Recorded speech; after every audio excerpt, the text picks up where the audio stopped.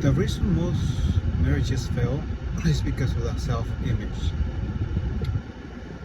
Most people think like, oh, okay, the other person was on me, the other person was the whole problem, make me feel this way. But the other person cannot make you feel something that you don't feel in the first place. What I mean by that, we all have a wound. We all have something that we struggle with. And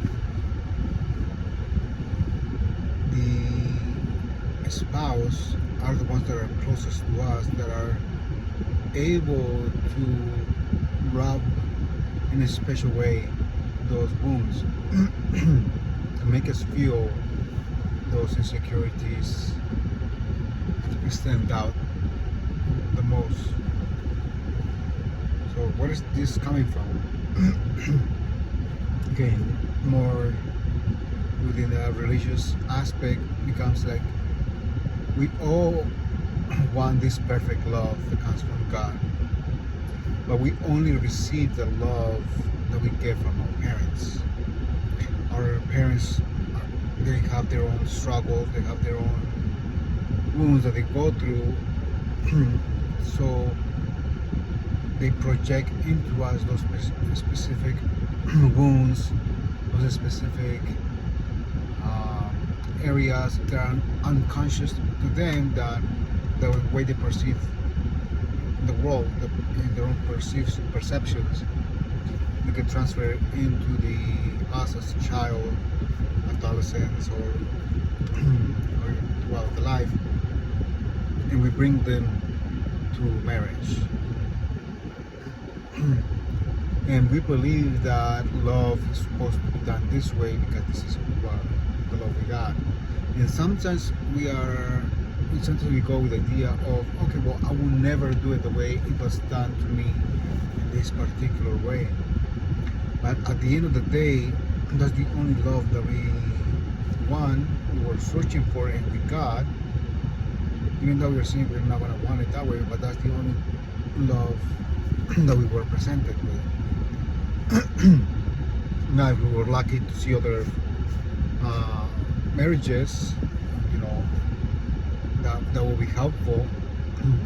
But we were again searching for the ones within our family, our parents. So sometimes we do have this idea like, okay, this is the right way to do it.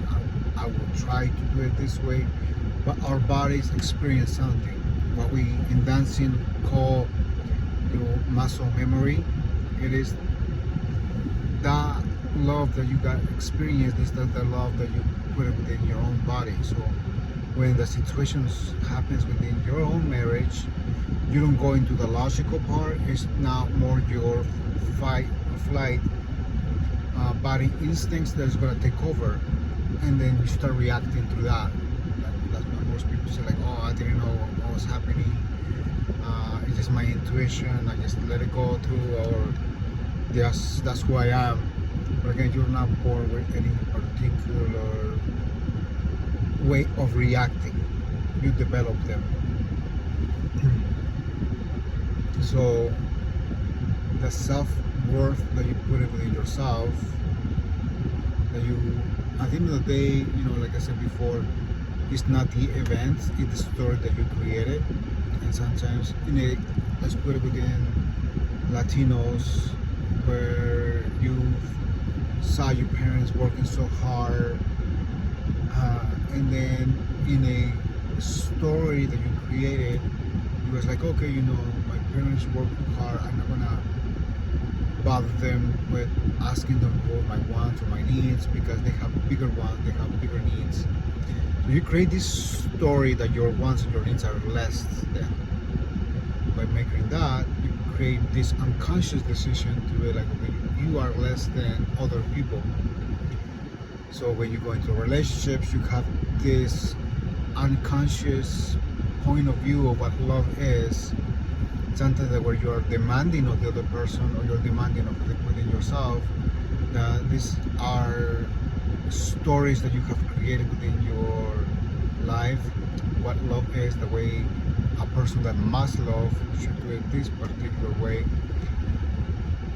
And there's those wounds that come into the story and not feeling like, well, my wants and my needs are not as important as my parents because I see their sacrifices and I don't want to cause them more pain. Then you go and see it with your spouse, and it can be in many different ways that you can show it or experience it. You can be more in the dominant way or more in the passive way.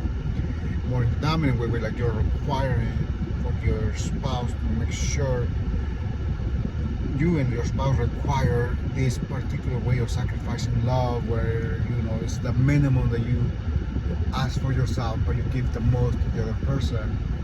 And then within, let's just put it within the guy, then where it becomes that passive aggressive, we're saying, okay, I'm gonna do less to show my love, and the other person must notice it, must see it, and appreciate the love that I'm giving in this way. And then if it's not seen, it's not perceived, then I get offended. But again, this is a story, a point of view within your, not even just within your family, but your own point of view that you create within yourself, that it was created by your family, a story that you created. But at the end of the day, this is the very important point of view, is like you created this story. So by the end of the day, you can actually change it.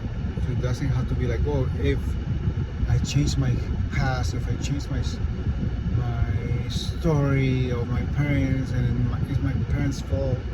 No. See it that you created this story, so you have the opportunity to decide, I'm not going to leave that story anymore. I don't have to abandon my family. I don't have to put divisions in my family. You always have to have boundaries, like with any relationship, but you don't have to escape them, your relationship with your parents, in order to say, okay, now I am fulfilled. No, you can put boundaries. You can still acknowledge that that's the best that they knew, that that's the best that they could have done, and I created these stories, and we have those conversations so you can restore that relationship with your parents. You can restore the love and caring with that is going to help you be able to express the love and care with this relationship with your spouse. So again, you are the creator of your own destiny. Yes, you fabricated these wounds.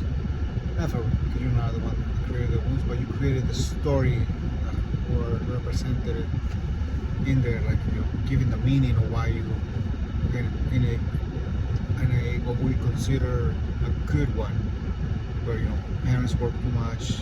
You were a good kid to not wanting to impose more into their parents, so you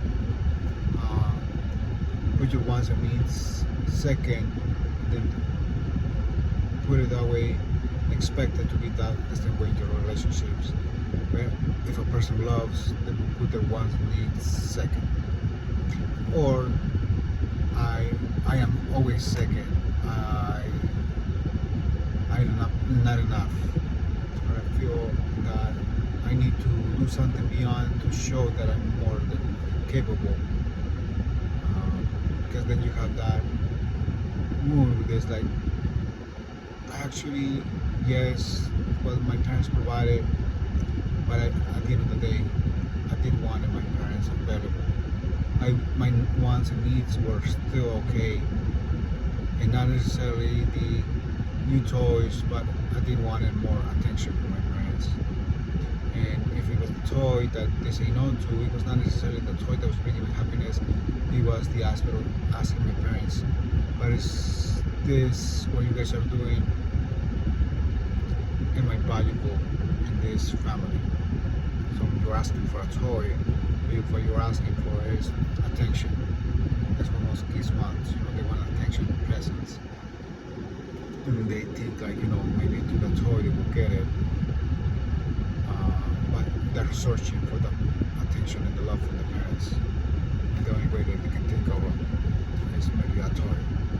And when they hear no, they internalize and say, maybe I'm a burden, like asking for more than what they can provide. Then we stop asking. We don't learn the proper way to ask, to say our needs and wants, and not take everything personal because somebody says no. Okay, well, hopefully help us with something, gives you something to work on, to think about of why it is the self-worth, the searching, and what can happen. And not everything has to be bad. Again, some of those were like good intentions that we created, that most people like believe like, oh, I did had a good family, they did the best, there's nothing I can complain.